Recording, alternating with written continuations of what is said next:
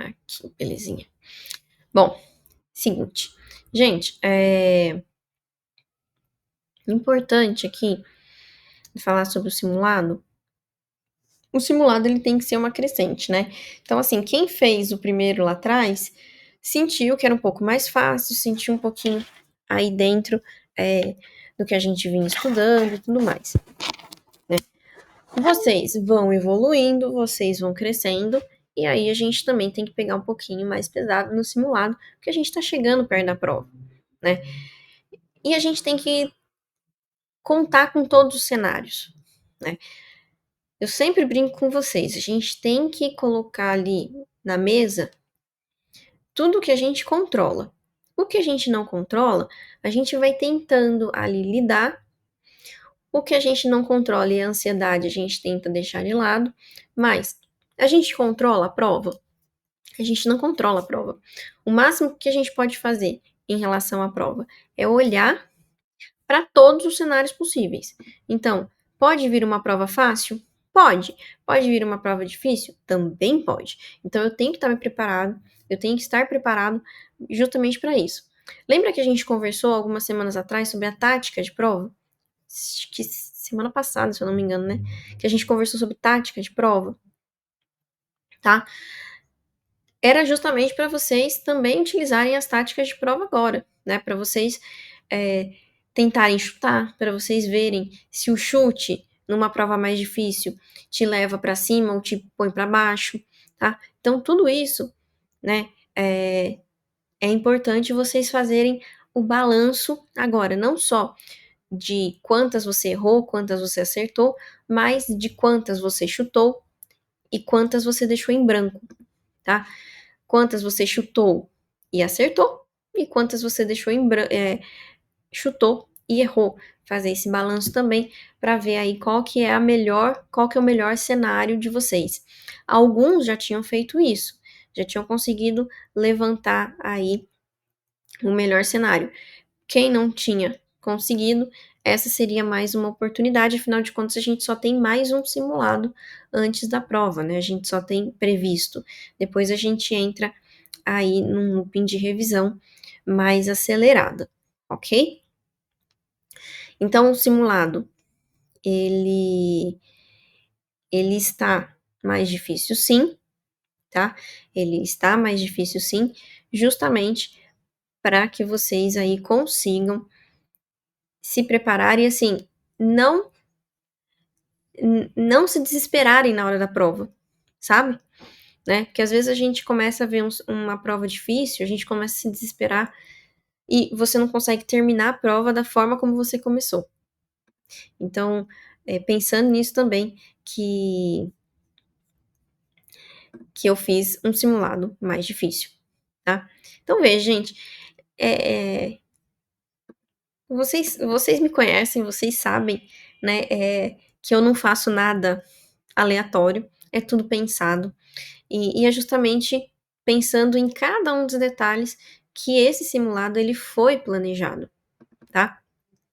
Para que justamente a gente não tivesse aí problemas na prova. A gente está muito perto da prova, então assim, tudo que a gente tem feito é para que vocês tirem proveito na hora da prova, tá? Isso tem que ficar claro aí para vocês e eu espero que a gente consiga aí realmente ter o máximo de proveito nessa prova, ok? Espero também que ninguém tenha ficado triste por causa do simulado, hein? Espero que vocês não tenham aí diminuído o ritmo, não tenham feito nada disso. Ao contrário, aumentar o ritmo para que a gente consiga aí dar conta de tudo até dia 8. Tem chão até dia 8, tem bastante chão, e aí a gente precisa dar conta disso, ok? Deixa eu abrir aqui o simulado. Eu confesso para vocês que a prova de português fui eu que fiz, né? Fui eu que fiz as questões e eu gostei tanto desse texto, do primeiro texto, eu acho que eu me animei demais, né?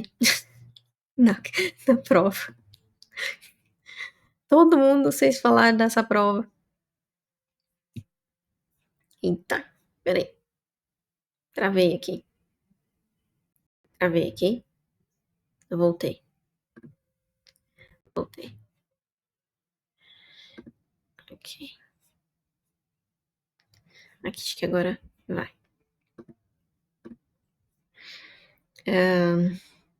Maior dificuldade foi em português.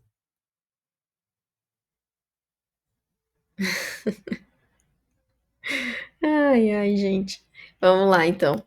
Olha só. Então, como prometido, tá? Só o pessoal, deixa eu ver. Aqui. Eu vou começar por essas questões aqui que vocês pontuaram lá no grupo, tá?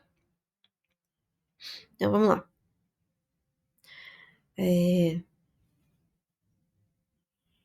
Vocês pontuaram aqui 26, 30, 31, 35, 38. Ah, a sexta. A 6 de português, eu acho que eu mudei o gabarito. Deixa eu ver aqui.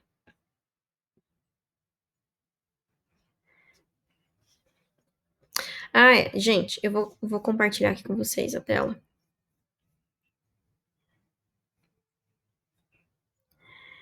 Compartilhar a tela.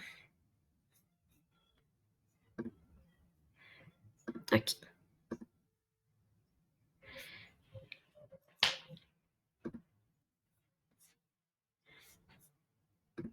Vocês estão vendo, né? Estão vendo, né? Então, olha só. Essa 6 eu mudei o gabarito, tá? Essa 6 eu mudei o gabarito para errada.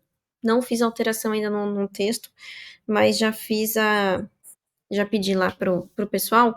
Por quê? O problema dela tá justamente aqui, ó.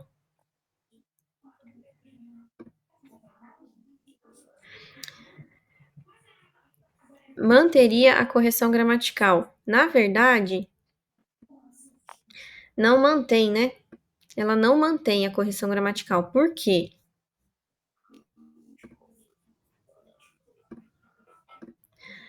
Por quê? Porque quando eu mudo do ponto para os dois pontos, eu tenho que fazer as adequações de letra maiúscula e minúscula, tá?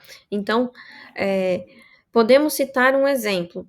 Eu tiro esse ponto e coloco dois pontos. O que vem na frente, né, depois de dois pontos, é letra minúscula e não maiúscula. Então, aqui realmente eu vou.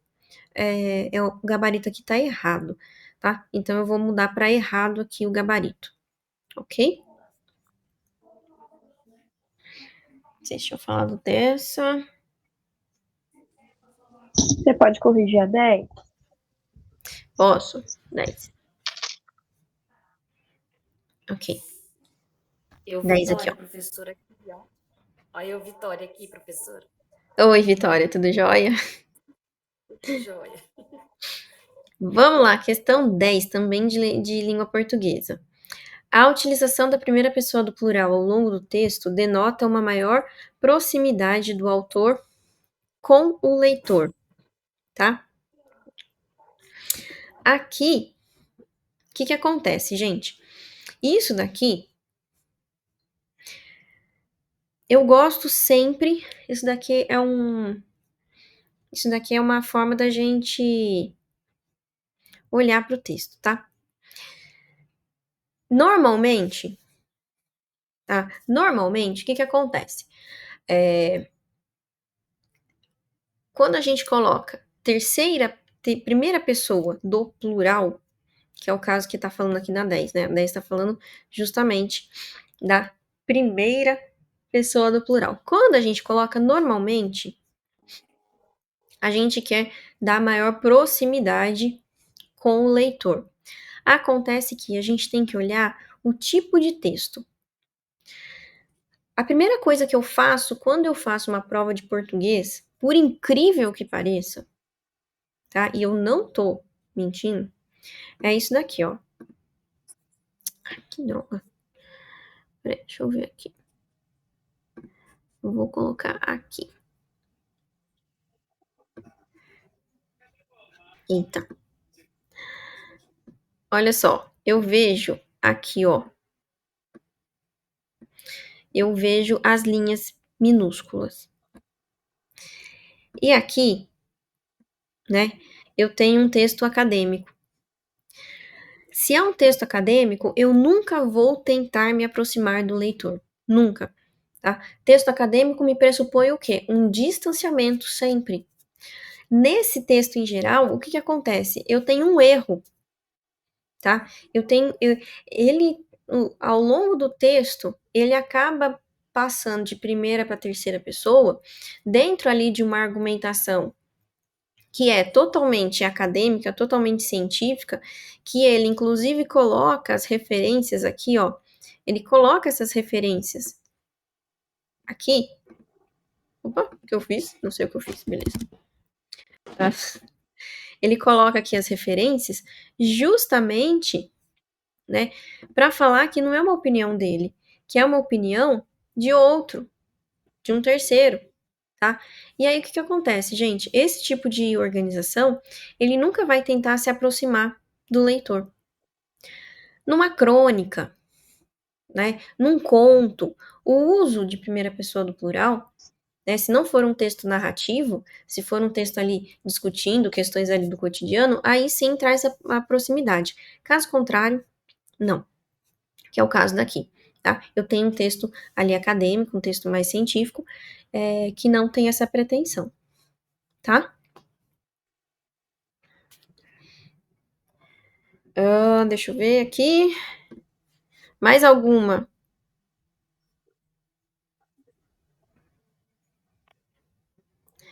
Na 10. A 10. Então, a questão dos mecanismos argumentativos, né, a gente tem que olhar o tipo de texto, tá? Então, daqui para frente, vocês comecem a ler o texto a partir do final, a partir das letras pequenininhas, porque daí vocês vão ter ali noção do qual tipo de texto que é, e aí vocês vão poder ali fazer essas afirmações com mais certeza, ok?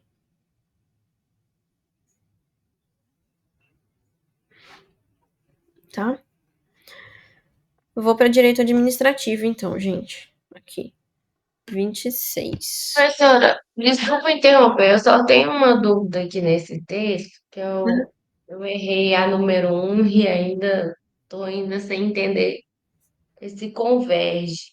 Uhum. No quarto parágrafo, lá na correção, fala que a justificativa é que ele converge é por causa da última linha do quarto parágrafo. E no final tem uma referência, CF. Habermas. Quando eu vi essa referência, eu pensei assim, gente, então não é a fala do Balme e nem do Me quer. Ricoeur, sei lá como é que fala. Uhum. Por isso que eu achei que o texto não convergia. Eu queria que você explicasse essa referência aqui, por favor, porque no meu entendimento não era a fala de nenhum dos dois. Olha só. Aqui, eu tenho o primeiro, o primeiro parágrafo, ele tem a tese do texto. Então, ele vai falar, né, sobre o consumidor, sobre o consumo, certo? E aqui, né, ele fala assim, ó, o consumidor, além do valor de uso de forma inconsciente, também consome o valor da imagem.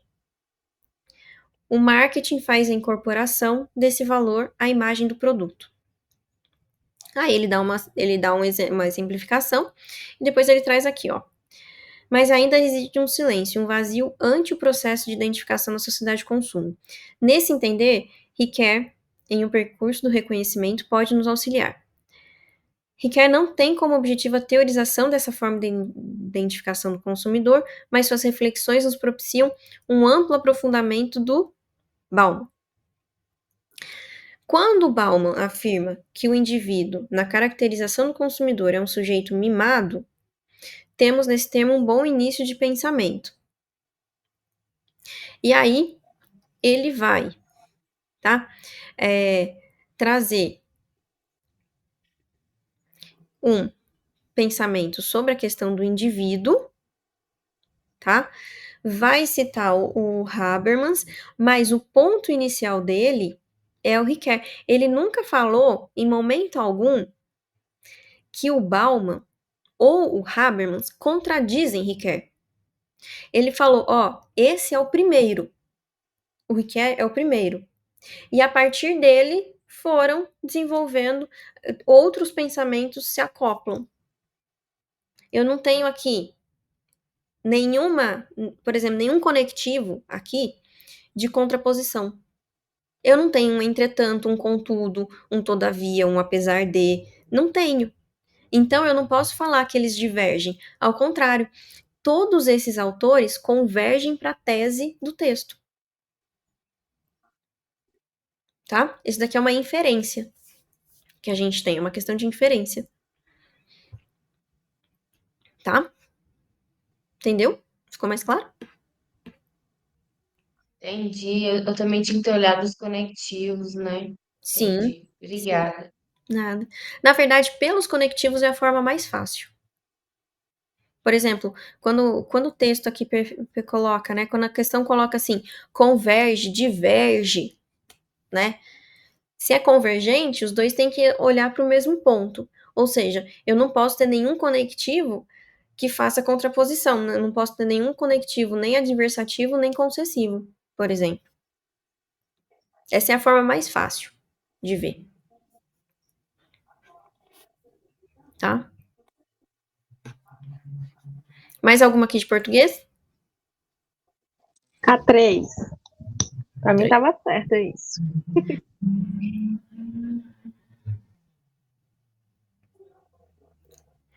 O terceiro período do primeiro parágrafo. Olha só. O consumidor, além do valor de uso, de forma inconsciente, também consome o valor da imagem. A mídia, ao alcançar um indivíduo ao status de ídolo, no fundo, está criando o valor da imagem. Olha só, o terceiro período. Qual que é o terceiro período? Vamos contar ponto. 1, 2, 3.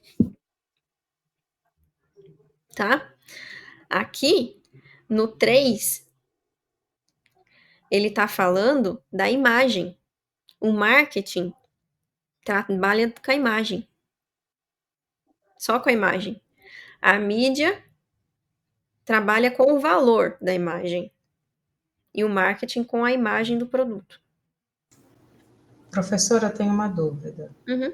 Quando a gente vai contar o período, a gente conta pela pontuação ou pelos verbos? Ponto.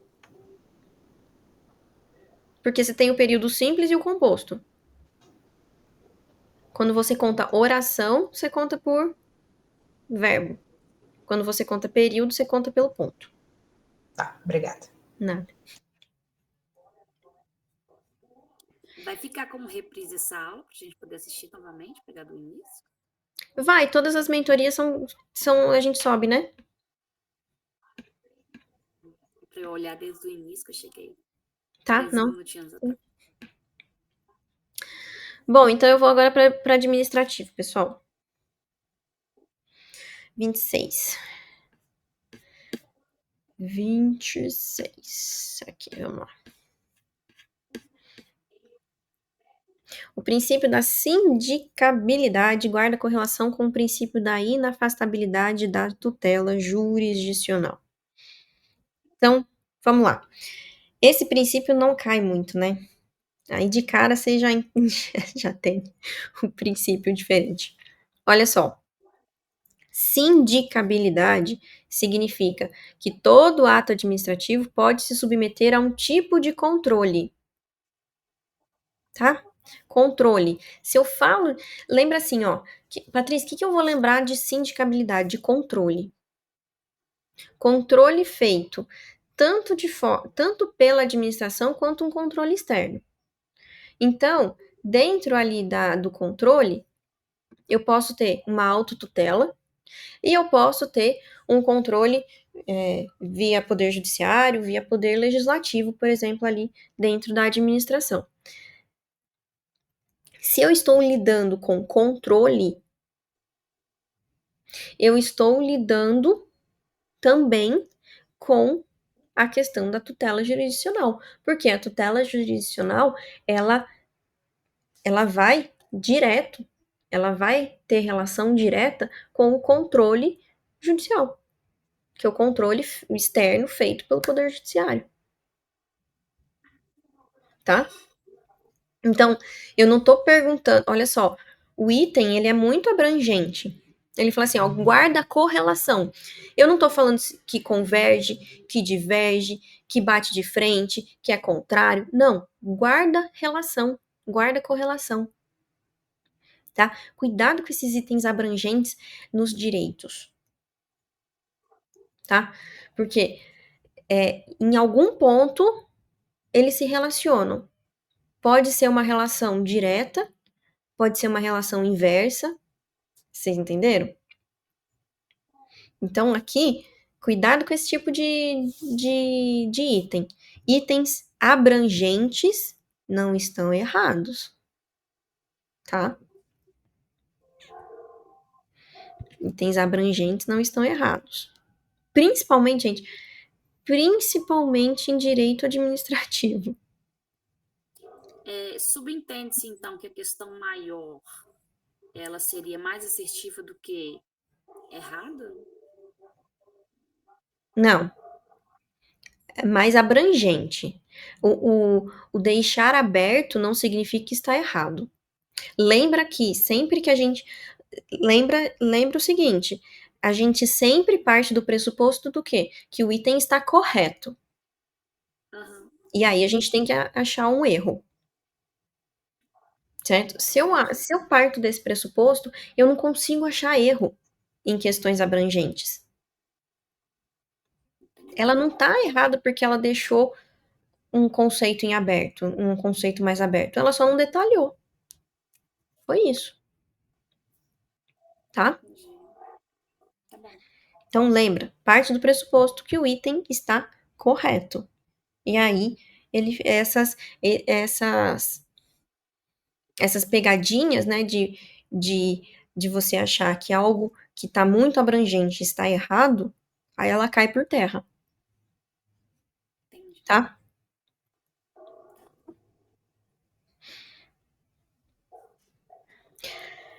O 30.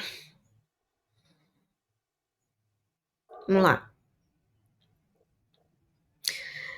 Gente, esses conceitos aqui, eu peguei os conceitos do livro da Maria Helena de Pietro, tá? Maria Silvia de Pietro, desculpa. Que é a queridinha do Sebrasp, tá? Ela é, assim, a deusa do direito administrativo para o Sebrasp, tá? E aqui ela fala de algumas conceituações de Estado, tá? Ela fala de aspecto político, ela fala de aspecto sociológico, ela fala de aspecto territorial. Segundo o aspecto político, Estado consiste em uma corporação territorial dotada de poder de mando. Quando você vê a relação de Estado e mando, ou seja, de Estado e de imposição, né, de uma hierarquia que se impõe ali, é o aspecto sociológico, que é a ideia que a gente tem de sociedade. Sociedade é o quê? Uma reunião de pessoas que define um líder para mandar. Esse é o aspecto sociológico da sociedade, tá? E a gente traz isso para o direito administrativo. O aspecto político, tá? O aspecto político, ele traz uma relação do quê? Ele traz uma relação de... como que eu posso falar? Peraí. Pensa na política. Pensa na política, gente. O que a gente tem? A gente tem pessoas que mandam.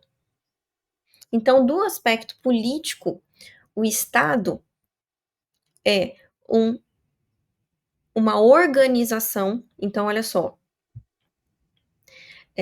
Esquece a parte territorial. No político, você tem a organização que tem as suas funções definidas de mandar, de fiscalizar, de organizar, tá? Imagina, lembra de aspecto político dos poderes administrativos. O que a gente tem ali de poderes administrativos? A gente tem o poder hierárquico, a gente tem o poder disciplinar, a gente tem o poder de polícia, tá? Então, aquela organização de poderes da administração é voltada para aspecto político. Ô, professora, não foi isso que disse na questão, não? Territorial e poder de mando? Territorial sai. Territorial sai. O território compõe a sociedade. Tá? O problema tá em você definir ali o aspecto pelo território. Quando eu uno a sociedade no território, eu tô vendo o aspecto sociológico. Tá? Entendi. Tá? Mais fácil você entender o aspecto político pelos poderes.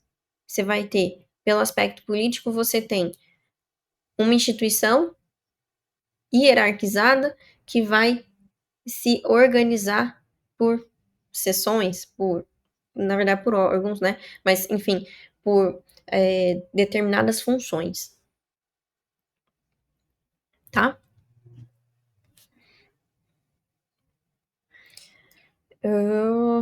31.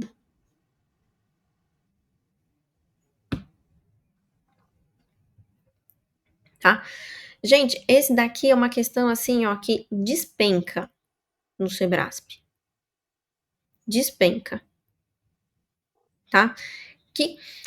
Sabe o que eu fazia na prova com isso? Porque pensa numa pessoa que errava. Eu cheguei a errar em duas provas do Sebrasp seguidas isso. Aí eu fiquei tão puta comigo que eu decorei. Só que assim, é aquela decoreba que você joga na prova, entendeu? É aquela decoreba que você simplesmente pegou a prova, você vai escrever na prova, independente se vai cair ou não. É aquela decoreba assim que você precisa jogar no papel para não esquecer. Olha só. Formal é sinônimo de subjetivo. Aí você pensa assim, ó. Forma um corpo. Corpo, pessoa. Pessoa, subjetivo. Subjetivo, orgânico. Orgânico, órgão. A relação é meio longa, mas funciona. Então, olha só. Vou começar pelo sentido ali de formal. Todas as pessoas têm uma forma, têm um corpo. Então, subjetivo. Formal, subjetivo. Uma pessoa orgânica. Orgânico, órgão. Agora, qual que é o outro lado? É o objetivo. O objetivo tem a ver o que com matéria. Matéria tem a ver o que com função. As funções dentro da organização, a minha função como uma servidora, eu tenho as minhas atribuições ali, as minhas funções. E não muda. A função de um cargo é aquele ponto, acabou. Então, ou seja, é objetivo. Né? Pensa numa lista funcional, material. Tá? Então, isso é decoreba. Não tem jeito. Eu não consigo dar outra explicação para vocês. Faz um organogramazinho, mapa mental e tal. Eu gostava, assim, de decorar. E assim, gente, isso daqui, ó, tem algumas coisas que eu sabia que eu ia errar na prova. Isso era uma delas.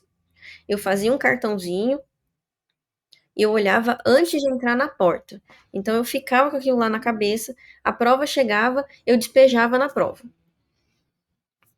Era isso. Esse daqui era um dos, era um dos itens, inclusive. Porque o Sebrasp cobra. Isso daqui. Ele cobra. Conceito.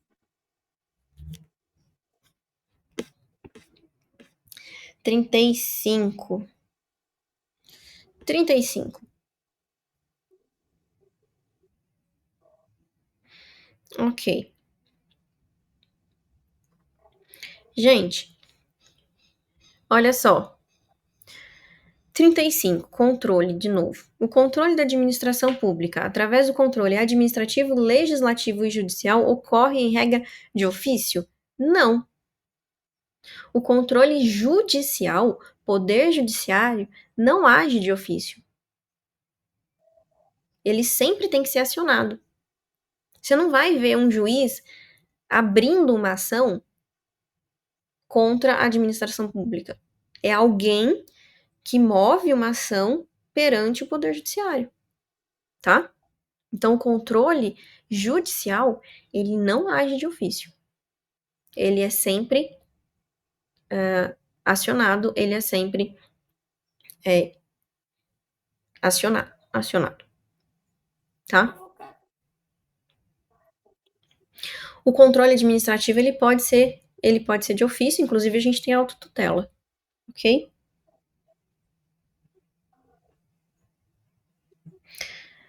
Um, 35. Ah, não, tô na 35. 38. 38. Vamos lá. A revogação do ato administrativo vinculado ou já consumado está sujeito aos mesmos requisitos para a sua edição, tá? Gente, vamos lá. Ato vinculado, tá? Ato vinculado, ele não pode ser revogado, ele tem que ser anulado. Se é um ato administrativo vinculado, ele sempre vai ser anulado. O ato administrativo discricionário, olha só, pensa no seguinte, o ato administrativo vinculado, eu não posso ficar mudando. Ele é ponto. Então, eu não tenho a prerrogativa de decidir. Ah, será que eu revogo ou será que eu anulo? Não, é anulação, ponto final. O ato administrativo discricionário, ele permite a discricionariedade, ou seja, ele permite a escolha. Eu posso ou não posso? Se eu posso escolher, eu posso revogar ou anular. Mas o discricionário não dá para ele ser revogado. Ele tem que ser anulado.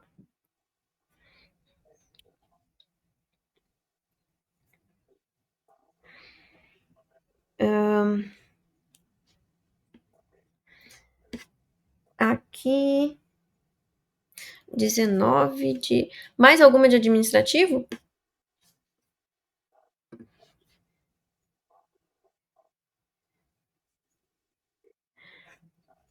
A 29. 29. 29. Vamos lá. De acordo com a doutrina majoritária, o veto de uma lei é passível de delegação. Olha só. Aqui no final, ó. Não se permite delegação de atos de natureza política, como a do poder de tributar, a sanção ou veto de lei. Não existe a possibilidade de se delegar o veto de uma lei. Tanto é que, o que acontece, vamos lá para... Aqui a gente tem que voltar um pouquinho para o constitucional, inclusive. O que acontece quando eu apresento o Congresso? Tá ali, ele votou a lei e ele manda para o Executivo para sanção ou veto. O que acontece se o presidente não sancionar? Vocês lembram disso? Se o presidente não sanciona a lei, quem deve ser sancionado, tá? Quem deve sancionar é o vice. Se o vice não sancionar, quem sanciona é o chefe do Poder Legislativo, tá? Então, o veto, ele tem que ser a canetada do presidente. Ele tem que ser a canetada do chefe do poder executivo. Porque se nada acontece, entende-se pela sanção e não pelo veto, tá? E se outro alguém vetar, esse veto é anulado. Porque ele não surte efeitos. Ok?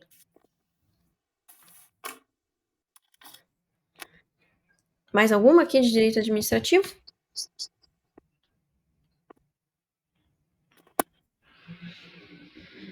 Vou então para a 19.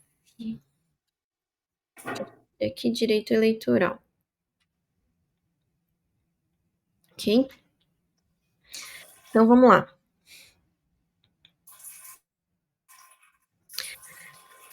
E 19. É vedada a celebração de coligações nas eleições majoritárias. Então, olha só o artigo 17. Vocês falaram que estava errado o comentário?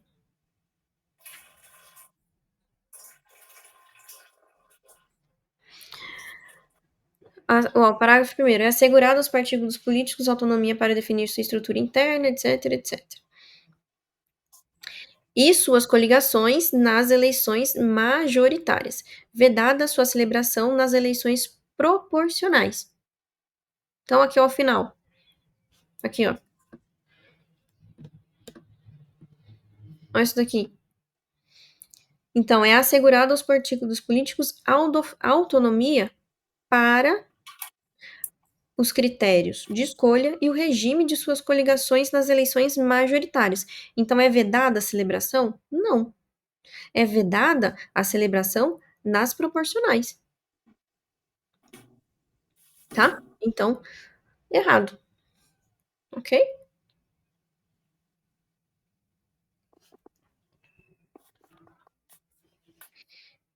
Mais alguma de eleitoral?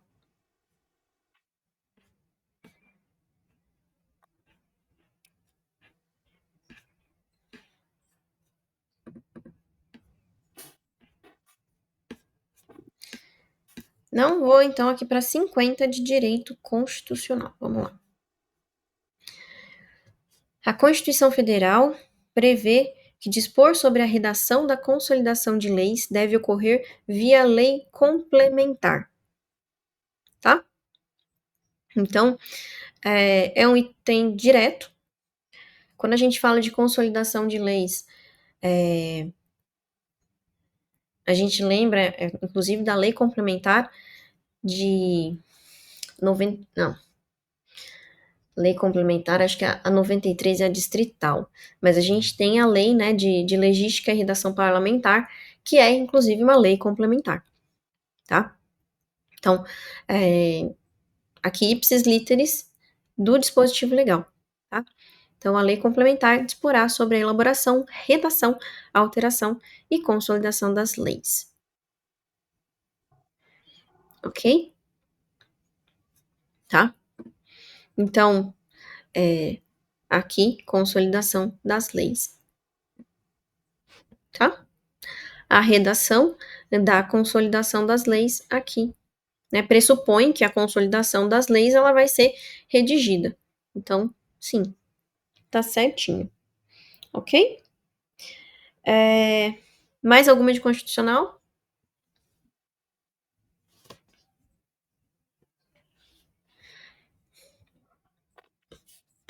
Não? Eu vou aqui, então, para a 85 de administração. 85, a última de administração aqui. Vamos lá. Neymar, gestor de projetos, implementou alguns programas de desenvolvimento organizacional na empresa em que atuava, o que caracteriza um rito de renovação e de redução de conflitos. Gente, uma das... Quando a gente fala, né, de programas de desenvolvimento organizacional, mesma coisa, é um item abrangente. Olha só, desenvolvimento organizacional pressupõe aspectos diferentes. Então, eu estou pressupondo aqui aspectos de organização, eu estou pressupondo gestão de pessoas, eu estou pressupondo processos em geral, tá? Então, programas de desenvolvimento contemplam ali dentro, fazem parte desse rito de renovação. Aqui eu vou chamar a atenção de vocês da mesma forma como eu chamei lá em cima, na primeira questão. Um item abrangente não significa que ele está errado, tá? Aqui,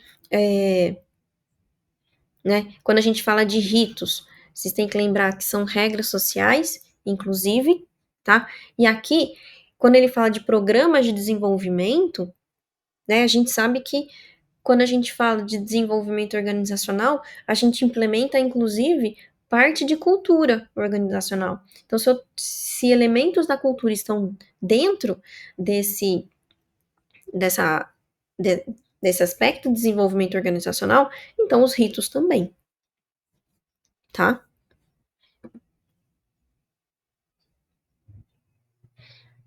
Não, ao contrário. Não, ao contrário, não traz mais conflito, ao contrário, eu tenho redução de conflitos, porque olha só, quando eu trago elementos da cultura ali, o organizacional, né, que a gente está pensando aqui em aspectos sociais, é para realmente diminuir os conflitos, e não aumentar os conflitos, tá?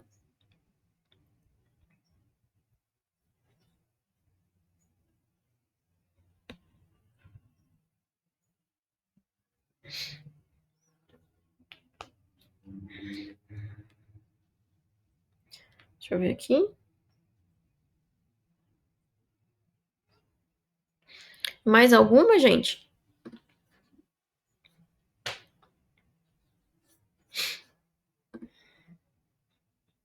Mais alguma?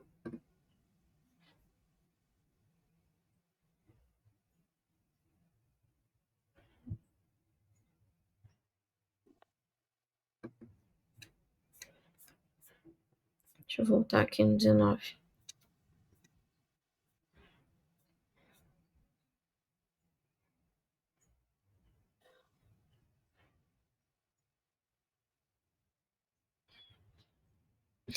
Ah, agora eu entendi. Só esse final aqui do comentário que tá errado. Ah, tá.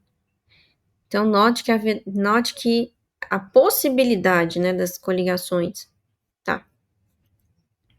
Depois eu arrumo aqui o comentário. Agora eu entendi o que vocês estão falando. Gente, mais alguma? Vejam, eu sei que algumas questões elas geram dúvidas mesmo, mas assim, por exemplo, vocês perceberam que duas das questões que vocês tiveram dúvida foi mais uma pegadinha da banca do que efetivamente conhecimento? Então, na hora ali que vocês estão fazendo a questão, perceba se não é uma questão abrangente, se não é uma questão que não é porque ela está incompleta, que ela está errada, tá? Tudo isso tem que ser levado em conta, tá? Para que vocês não caiam em pegadinha ali na hora da prova, tá? É mais olhar o que vocês vão fazer aqui. Depois dessa visão geral que a gente teve, o que vocês vão fazer, gente? Vocês vão pegar as questões que vocês erraram e refazer. Tá? Tenta refazer no sábado, domingo, enfim, mas refaça e veja se você errou pela pegadinha da banca, tá? Refaça para que você não tenha esse problema na hora da prova, ok? Tá? Infelizmente, a gente tem esses poréns aí no Sebrasp, que a gente não pode deixar passar, ok? Alguém quer comentar alguma coisa? Que dia que a gente se vê de novo? Ai, Semana que vem tem mais. Semana que vem tem mais. corrigi um simulado de 140 questões de português. Tô brincando. Tá?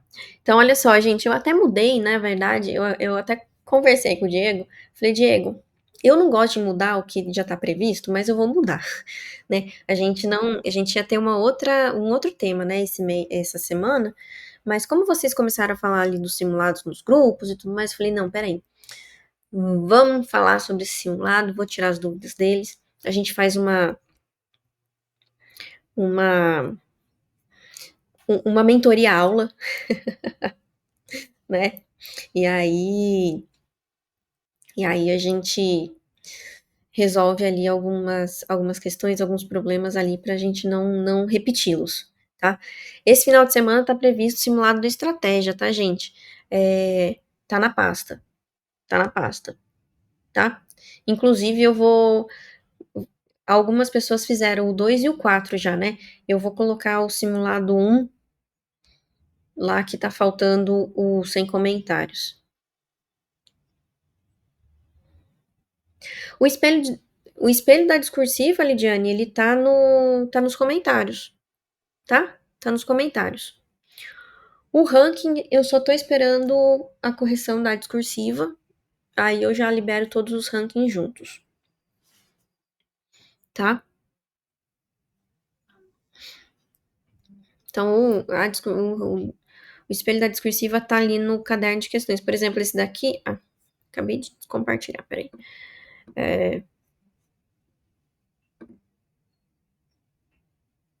Gente, vou falar sobre orientações para redação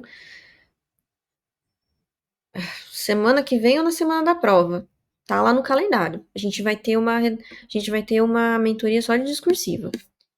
E também, já adianto que uns 10 dias antes da prova, eu vou começar a fazer live no YouTube com apostas, tá? De temas, tá? Aí eu também vou passar para vocês, aí para vocês acompanharem. Tá vendo? Ó, no final aqui do comentado tem o padrão de resposta, tá? Tem o padrão de resposta aqui.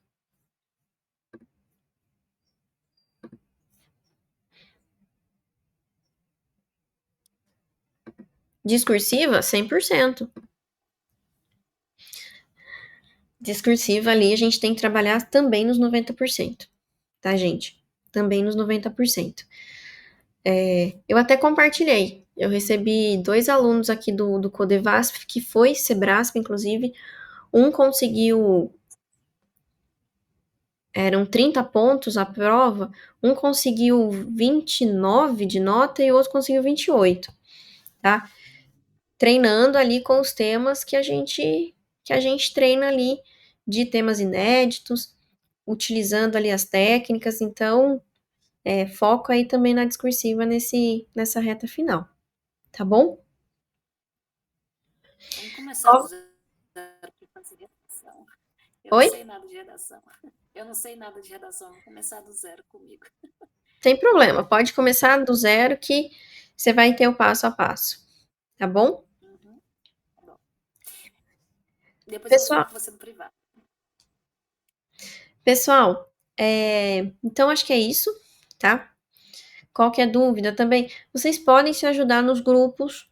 Ah, a Patrícia não falou dessa questão, né? Coloquem lá para realmente se ajudar, tá bom? Quem sabe ali, quem acertou a questão, quem entendeu a questão, já ajuda também. E a gente vai seguindo, ok? Vou subir. Acho que eu consigo subir hoje, não tenho certeza. Essa mentoria, mas de qualquer forma, aí eu subindo, o Diego já disponibiliza na plataforma para vocês. Gente, eu que agradeço vocês aqui, num feriado, mas tá todo mundo focado, estudando, fico feliz com isso. E é isso, gente. Excelente noite aí, bom restinho de semana, firmes, porque a prova tá chegando. Até mais. Como é que eu escrevo assim, que nem os colegas estão fazendo aí, para eu não atrapalhar a sua aula no áudio? Embaixo aqui tá escrito chat. Ah, tá, é aqui, né? Ah, beleza.